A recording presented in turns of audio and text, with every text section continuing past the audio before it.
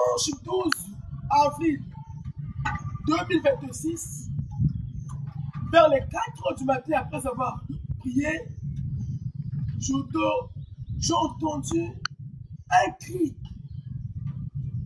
L'ange de l'Éternel qui est sur mes oreilles.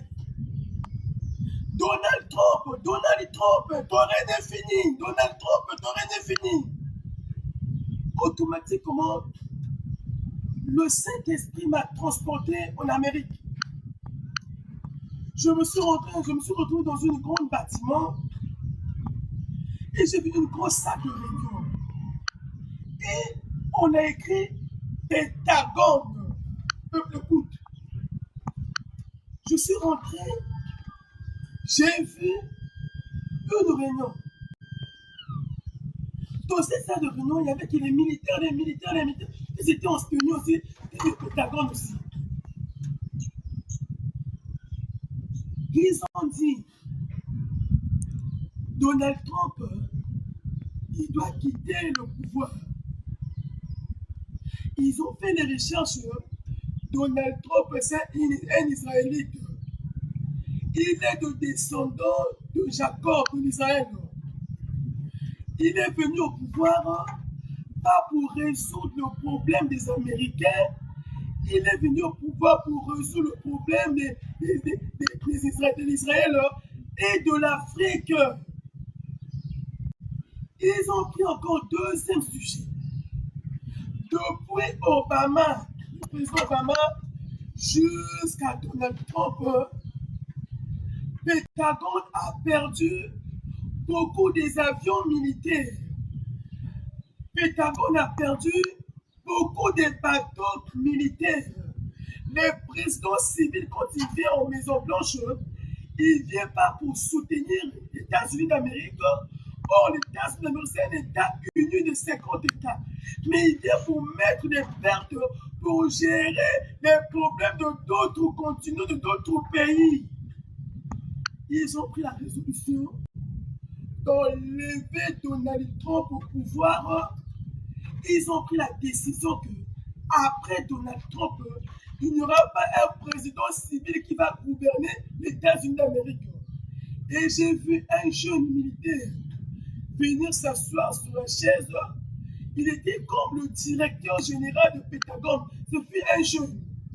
Il est assis, il a pris la résolution, ils ont dit coup d'État. Après Donald Trump, il n'y aura plus un président civil qui va conduire les États-Unis d'Amérique.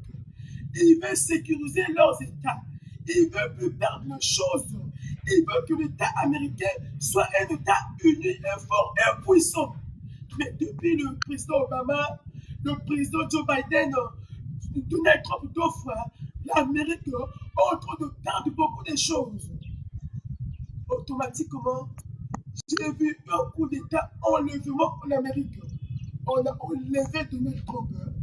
Et c'était un président militaire qui a succédé à la place de l'Amérique pour contrôler l'État américain et pour sécuriser leurs avions militaires et leurs bateaux et leurs armes militaires pour que les États-Unis soient un pays, un État puissant, un État fort, économiquement et militairement.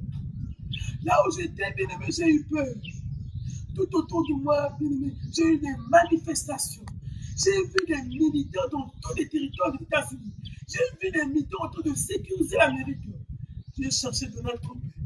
Je n'ai pas vu Donald Trump. Après, j'ai vu un vent, un mouvement de vent. Il y avait un silence calme, fort en Amérique. Dans toutes les villes de l'Amérique, il y avait les militaires en tenue. J'ai cherché à me réveiller rapidement parce que je n'ai pas qu'on puisse me tirer dessus. Je me suis réveillé en sautant. Avec la peur, j'ai tremblé. Je dis, Seigneur, qu'est-ce qui se passe? Le Seigneur me dit de dire à Donald Trump, avant de prendre les décisions, il va consulter le Seigneur. Il ne prend pas les choses par la force, par sa propre décision. Le États-Unis, c'est un État fort et puissant. Un État qui est contrôlé par 50 pays. Un État qui est puissant économiquement et puissant militairement. Donald Trump, avant de faire les choses, il doit consulter le Seigneur. Bien aimé dans le Seigneur, le Seigneur m'a montré cela, c'est dimanche le 12 avril 2026. Je suis au Congo Brazzaville. Vous allez voir, avant la fin du mandat de Donald Trump, il y aura des choses qui vont se passer en Amérique. Car le diable a pris la résolution de l'enlever et d'établir son propre sécurité, autorité dans l'Amérique. Et c'est les militaires, c'est Pentagone qui va commencer à contrôler maintenant les États-Unis d'Amérique, physiquement et spirituellement, pour réorganiser toutes les choses. Mais moi je sais, Dieu m'avait dit, Donald Trump est venu au pouvoir pour résoudre le problème des Africains et de l'Israël.